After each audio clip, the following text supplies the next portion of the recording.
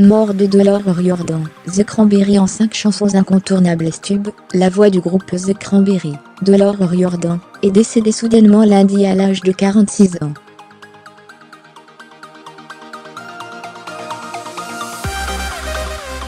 Retour sur les morceaux incontournables des Irlandais. Les circonstances de sa mort sont toujours inconnues.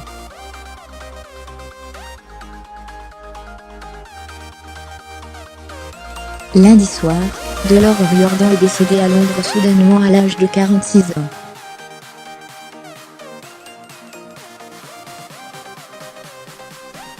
Depuis 1989, elle était la voix et la leader du groupe irlandais The Cranberries.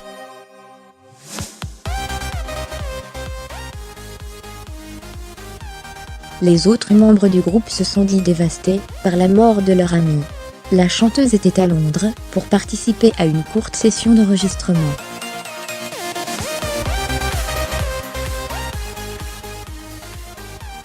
Sur les réseaux sociaux, de nombreux noms de la musique ont salué une personnalité à la voix unique et à la présence indéniable.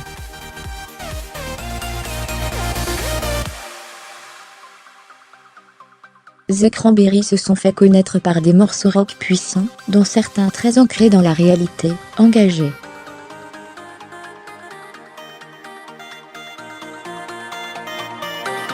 La voix de Delors O'Riordan a accompagné de nombreux enfants des années 1990.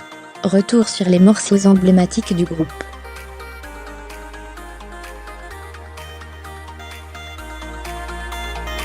Zombie sorti en 1994 sur l'album Nonito Argu, Zombie restera le plus gros tube de The Cranberries.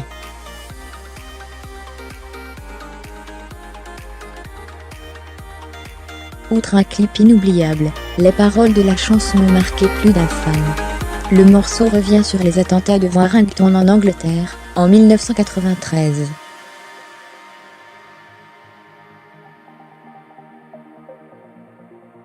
Attentats lors desquels de jeunes enfants de 3 et 12 ans sont tués dans l'attaque menée par des militants en faveur de l'indépendance de l'Irlande du Nord.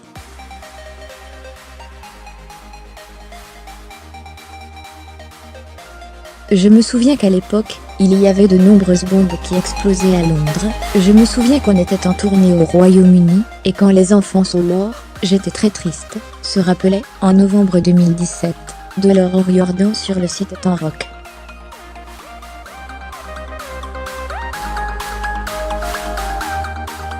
Commode Tommy Family née le 6 septembre 1971 à Limerick, dans l'ouest de l'Irlande, Delors O'Riordan est la dernière d'une fratrie de 7 enfants.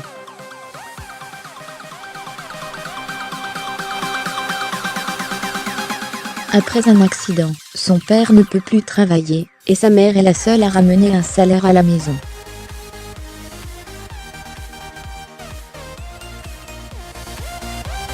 La chanteuse grandit donc dans une situation financière difficile, et dans une foi catholique très stricte, sa mère étant très pieuse.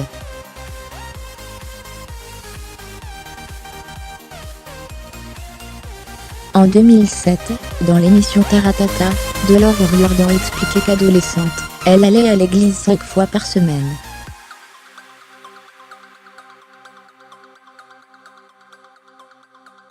Le titre de Tommy Family, également sur l'album Nonito Argu, fait référence à cette enfance simple, pieuse, et rend hommage à la famille de la chanteuse.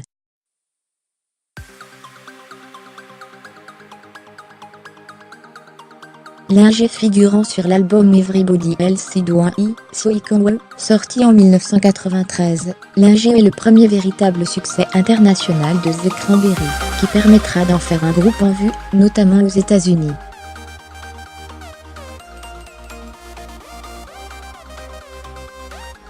En Irlande, le morceau s'est glissé à la 3e place des meilleures ventes, rappelle The Independent.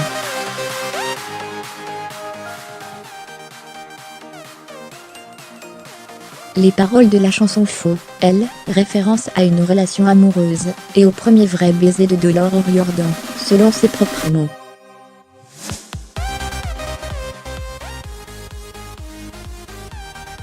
Juste mi-imagination tirée du 4e album du groupe, Bury the Hatchet, 1999. Juste Me Imagination fut le single qui a le plus contribué à son succès planétaire.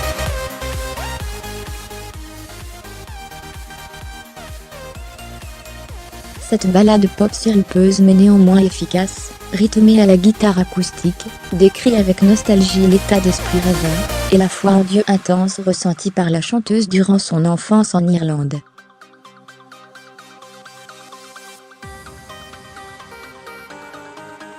Le morceau fut aussi utilisé pour la musique de la série Charmed, le groupe ayant même fait une apparition pour le chanter dans un épisode de la saison.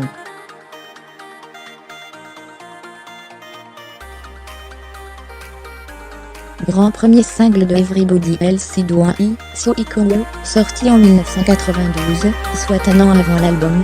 Grand fut surtout un succès domestique pour The Cranberries, qui s'est fait connaître en Irlande et dans tout le Royaume-Uni par ce morceau emblématique, avant que le tube ne trouve une seconde vie, quand le groupe se fera mondialement connaître.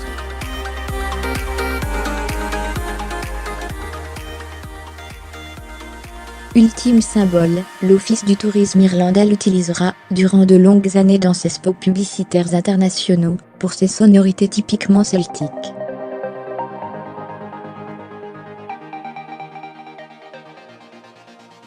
Le texte raconte, lui, le rêve d'une histoire d'amour devenant ensuite réalité. Ambre de Harrow et Anza Wizir mit à jour, créé.